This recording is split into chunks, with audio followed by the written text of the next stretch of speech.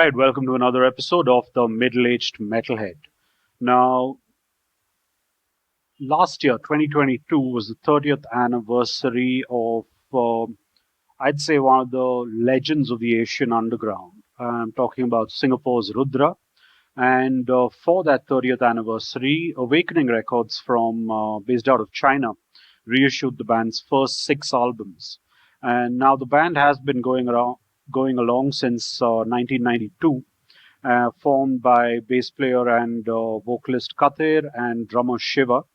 And over the course of, I think it's been about 10, 11 albums now, the band has really been one of those absolutely distinctive and unique bands across extreme metal, really.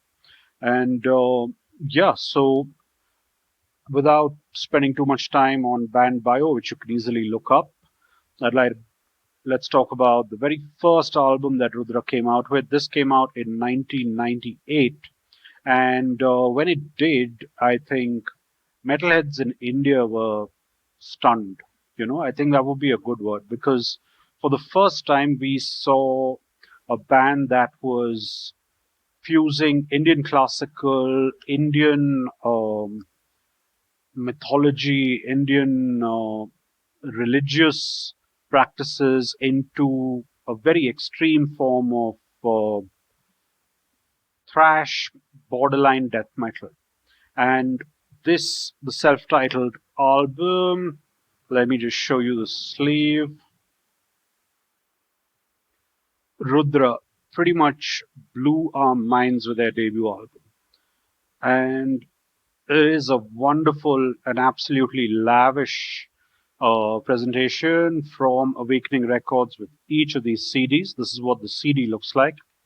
And all of these booklets come with liner notes from founding member Kathir.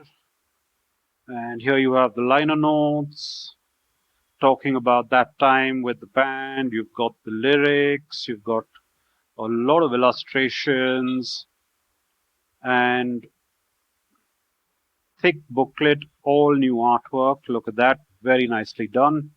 And with this first album, though, even though the band was fusing Indian classical and traditional and religious music into their death thrash attack, the two were very separate, right? They would use Indian instruments, they would use Indian ragas, mantras, chanting, but it was kept separate from the attack, which was mainly death thrash. Although even at this very early stage, the rhythms were very Indian. The riffs sounded like it could be very Indian.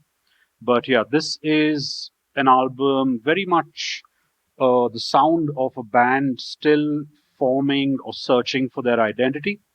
And while it is a very, I'd say, important footnote in the band's history and for the Asian underground as a whole, particularly I'd say also for the Indian metal underground, because there were far greater things to come. So this was 1998, the band's full-length debut, Rudra. Next up, in 2001 came the band's, I would say, the album that really brought them to a wider stage. A fair bit of controversy attached to this, because this was the band's second album called the Aryan Crusade. And even back then, I think in India, we weren't really sure what the band was talking about. And just the whole connotation with the word Aryan, although Rudra are using it in an entirely Indian traditional way, and has nothing to do with white supremacy and NSBM and all of that crap. But yeah, this was the album where Rudra truly began to find their own voice. The Indian classical, the Carnatic classical, the mantras, the chanting, that part of the music was no longer a separate half, right? The guitar playing had evolved to such an extent where the band simply fused Indian classical scales into their death thrash attack. And along with the death thrash, there was a slight late 80s, early black metal feel that started to creep in as well. And here's what the CD looks like. Again, a really nice looking CD. And like I said earlier, you've got liner notes from Kadir. You've got the lyrics, some more illustrations and photographs on the inside. Just really nicely put together CD sleeve, and actually the whole package really nicely done. And this is what the new artwork for the cover looks like. Rudra's Aryan Crusade. If you've never heard the band before, this is a pretty good place to start. And although not my favorite from the band, but yeah, this is what a lot of people consider to be the band's finest effort. Then in 2003 came what I still consider to be the band's most focused and I would also say most savage work, and that was Kurukshetra. Absolutely, from start to finish. This is about 45 minutes of Black Death intensity, right? That is the best way that I can describe this. This is what the CD looks like. And again, with the sleeve, you've got liner notes from Katir talking about the time that this album was coming out. You've got the lyrics, and yes, some more, a whole lot of information packed into this. This is what the new artwork looks like. Very, very cool. And with this album, really, for me, Rudra had found their own niche, right? And you could, at a surface level, I guess you could compare them to a band like Melakesh, but Rudra very much their own thing. And also, I guess what sets them apart from a lot of bands that do this kind of thing, fusing their traditional music with extreme metal. Rudra have a really deep understanding of Hindu philosophy, Vedic philosophy, and they call themselves Vedic metal, right? The Vedas, for those of you who don't know, are ancient texts written uh, part of Hinduism, and I'm not really qualified to speak too much on it, but Rudra really are, and they go deep into that. They go deep into their music as well, and this is really phenomenal stuff. In 2005, the band embarked on what would be their really this massive trilogy that they undertook. And the first of those, Brahmavidya, Primordial I, this is the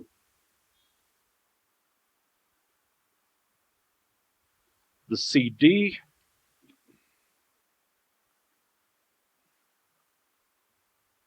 And this is the album art. Again, musically carrying on from Kurukshetra, this is a non-stop blast. I mean, really, really uh, heavy, blackened death, thrash, whatever you want to call it.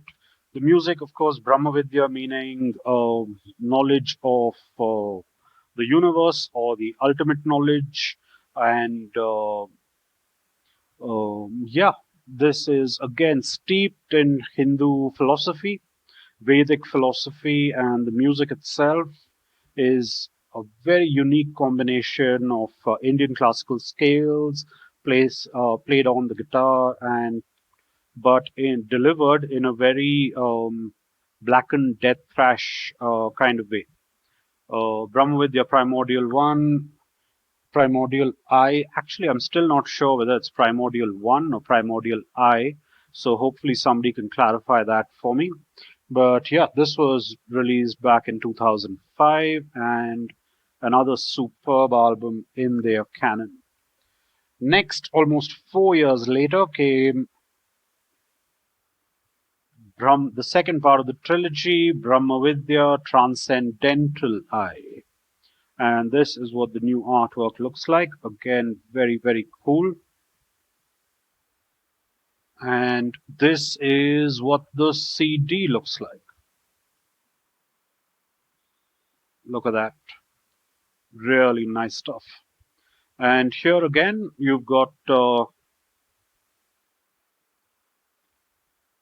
liner notes from Katir. You've got a really thick booklet, which makes sense because this album clocks in at just about just a little less than 70 odd minutes and is probably their most progressive, complex, maybe their most ambitious album to date. Rudra have never been shy of putting it all out there, right? Their albums usually clock in at over 50 minutes. The rare exceptions being Kurukshetra and I think Primordial Eye, which both clock in at a little less or a little more than 45 minutes. But this one is an album where things get more and more complex and more involved as you progress through these songs. And yeah, just another absolutely fantastic release from this band. Rudra have never really put a foot wrong, you know.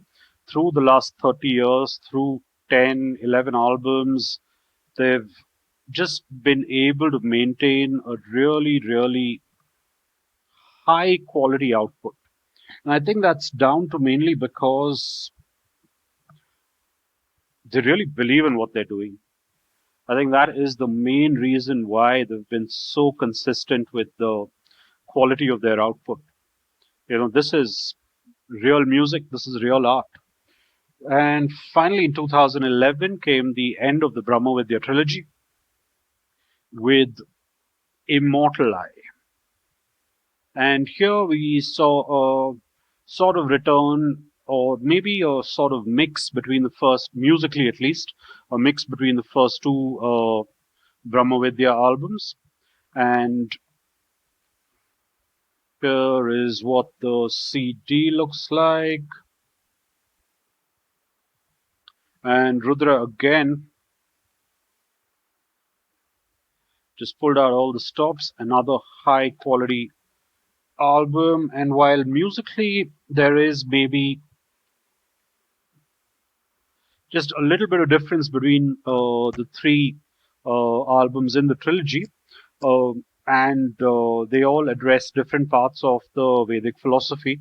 But overall, just I know I keep repeating this, but just remarkable consistency across their discography.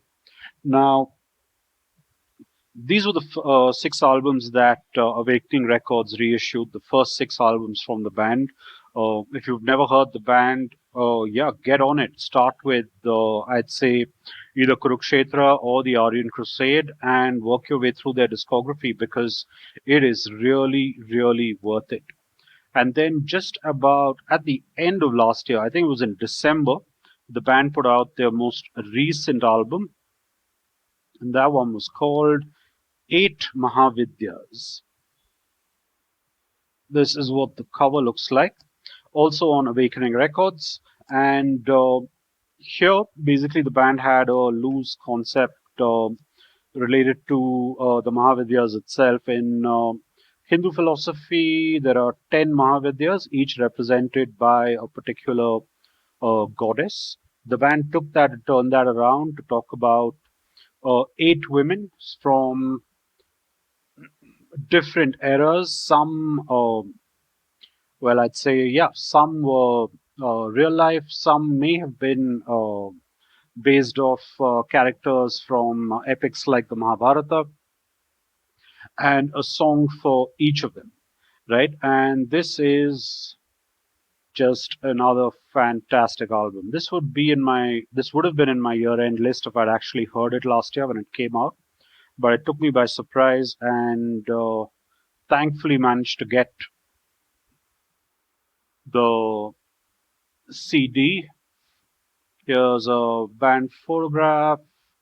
some more illustrations, and illustration for every one of the songs here. This is basically, again, clocking in at just a little less than an hour of music and really absolutely captivating stuff. This one actually, I feel, after the few albums in between the Brahmavidya trilogy and eight Mahavidyas, this feels like a return to the sound that we heard on the Brahmavidya trilogy. This is classic Rudra. And one of my favorite albums from 2022, absolute must have. If you've never heard the band, you could actually just start with this one and then work your way back through the discography. But it doesn't really matter where you start because this band has no weak albums. They've been amazingly consistent through the last 30 years. They've gone on their own path. They've pretty much been trailblazers in the Asian underground, and hopefully, long may they prosper. This is really a fantastic band that deserves a lot more recognition than they've got. And yeah, that's pretty much it for today for this episode. Thanks for watching. If you like what you see, if you like the content on this channel, go ahead and subscribe. Like the video, leave a comment. Yeah, if you know whether it's I or one for those three albums in the trilogy, please let me know in the comments. And yeah, that's it from me. I'm signing off. Have a good one. Stay metal. Stay safe. Cheers.